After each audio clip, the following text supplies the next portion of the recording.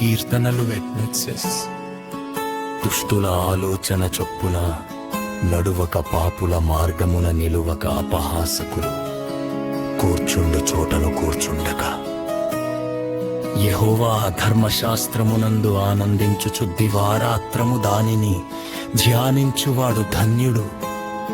అతడు నీటి కాలువల యోరను నాటబడినదై ఆకు వాడక తన కాలమందు ఫలమిచ్చు చెట్టు వలె నుండును. అతడు చేయునదంతయు సఫలమగును. దుష్టులు అలాగున నుండక గాలి చెదరగొట్టు పొట్టు వలె నుందురు.